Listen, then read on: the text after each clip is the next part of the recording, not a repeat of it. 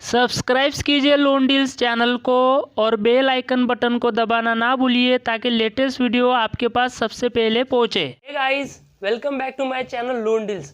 दोस्तों, मैं समाधान पाटिल फिर से हाजिर हूँ एक नए वीडियो के साथ। दोस्तों, मैं मेरे चैनल पे लोन, फाइनेंस से जुड़े बिजनेस, लोन से जुड़े बिजनेस और लॉ एंड ऑर्डर पे वीडियोस लाता हूँ। तो इसी तरह के वीडियोस देखने के लिए मेरे चैनल को सब्सक्राइब कीजिए और साथ ही में बेल आइकन बटन जरूर दबाइए ताकि मेरा जो भी वीडियो आए उसका नोटिफिकेशन आपके पास सबसे पहले आता रहे। तो चलिए वीडियो शुरू करते हैं।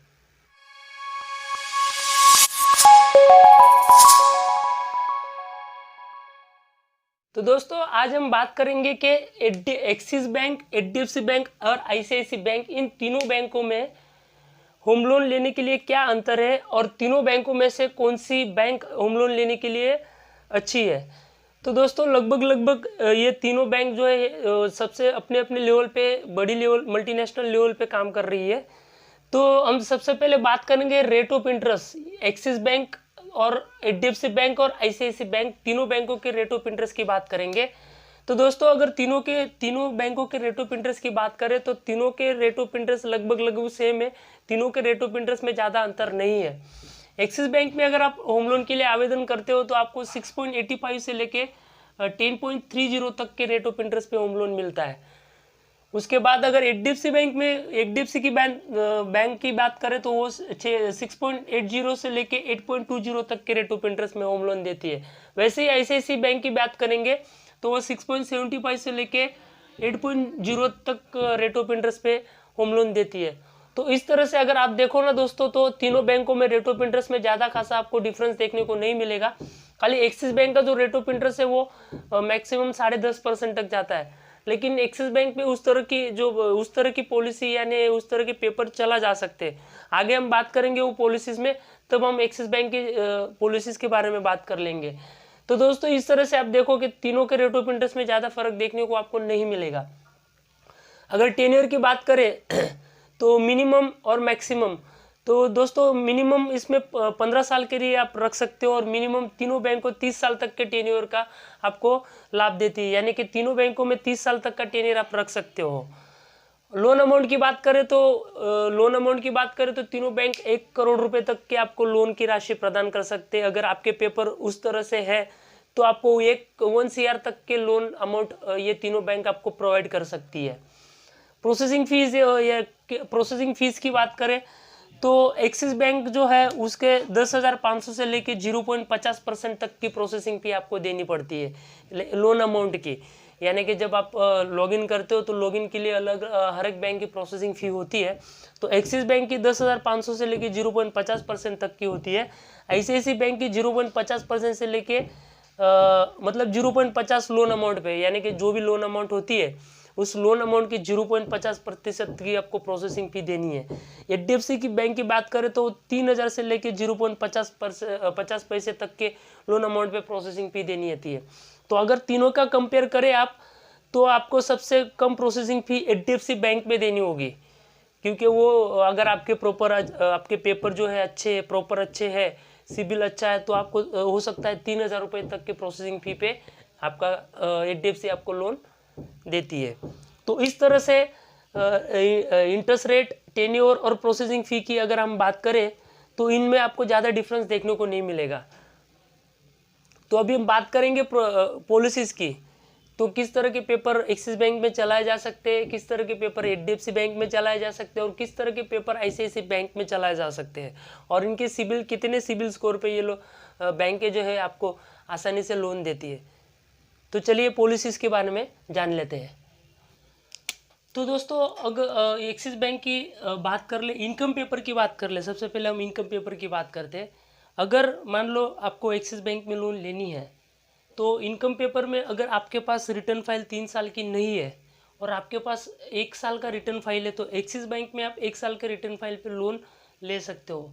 अगर आपकी कैश सैलरी है, अगर आपको जिस जगह पे आप जॉब कर रहे हो, नौकरी कर रहे हो, तो आपकी सैलरी खाते में नहीं आ रही है और वहाँ से अगर आपको कंपनी एक लेटर पैड पे लिख के देती है कि इतने हम इसे महीने में इतनी सैलरी या इतनी तनख्वाह देते, तो axis bank cash salary consider करती है।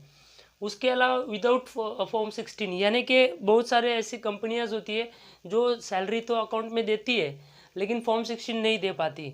तो अगर आपकी सैलरी अकाउंट में क्रेडिट होती है और फॉर्म 16 कंपनी आपको नहीं देती है तो वो अकाउंट क्रेडिट सैलरी भी एक्सिस बैंक कंसिडर करती है। यानी कि अगर हम बात करें कि अगर एक्सिस बैंक में लोन लेनी है तो आपको 3 साल रिटर्न, 3 साल के रिटर्न देने की ज़रूरत नहीं होती है और फॉर्म 16 देने की ज़रूरत नहीं होती है। अगर आपके पास है तो अच्छी बात है, उसमें आपको रेट ऑफ इंटरेस्ट में रियायत मिलेगी।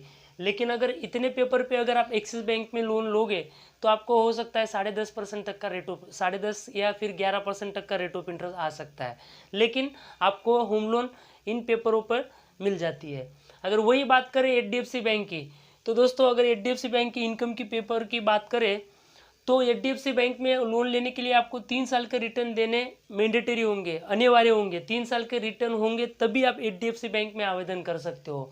उसके बाद अगर आपकी सैलरी कैश से आ रही है तो आप HDFC बैंक में आवेदन नहीं कर सकते हो। और अगर अकाउंट क्रेडिट सैलरी हो रही है लेकिन आपके पास फॉर्म 16 नहीं है तो भी HDFC बैंक में आप आवेदन नहीं कर पाओगे। 2 साल के फॉर्म 16 आपको कंपलसरी देने होते हैं।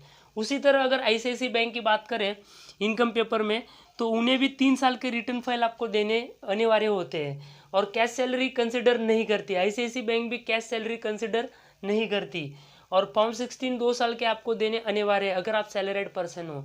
तो अगर दोस्तों तो इस तरह से तीनों बैंक के इनकम पेपर में या पॉलिसीज़ में इतना डिफरेंस आता है। तो आपको अगर मान लो आपके पास इनकम पेपर नहीं है या फिर 21 साल का रिटर्न है और कैश सैलरी आ रही तो आपके लिए एक्सिस बैंक का विकल्प सही रहेगा। लेकिन अगर आपके पास 3 साल के रिटर्न है या फिर फॉर्म 16 है, अकाउंट क्रेडिट सैलरी है, तो HDFC या फिर ICICI बैंक दोनों में से कोई भी बैंक में आप आसानी से आवेदन कर सकते हैं क्योंकि उसमें रेट ऑफ इंटरेस्ट में इतना फ़र्क नहीं पड़ता। अभी सिबिल की बात करें तो एक्सिस बैंक में अगर आपका मान लो सिबिल 700 है या फिर 700 से कम है या फिर आपका कोई पुरानी 2 साल या 3 साल पहले आपने लोन ली थी और लोन लेने के बाद आपने नहीं भरी लेकिन वो लोन आपने भर दी है और उसकी NOC वगैरह आपके पास आ चुका है तो एक्सिस बैंक चला लेती है। लेकिन ICICI बैंक और HDFC बैंक सिबिल के मामले में बहुत सख्त है। वहाँ पे आपका सिबिल स्कोर 700 प्लस होना अनिवार्य है। अगर आपका सिबिल स्कोर 700 से ऊपर नहीं है तो हो सकता है कि HDFC बैंक या ICICI बैंक आपका जो लोन आवेदन है वो रिजेक्ट कर सकती है। लेकिन एक्सिस बैंक में थोड़ा सिबिल जो आपका इधर उधर हो तो वो आपको एक्सिस बैंक चला लेती है। तो इस तरह से ये पॉलिसी तीनों बैंक की है।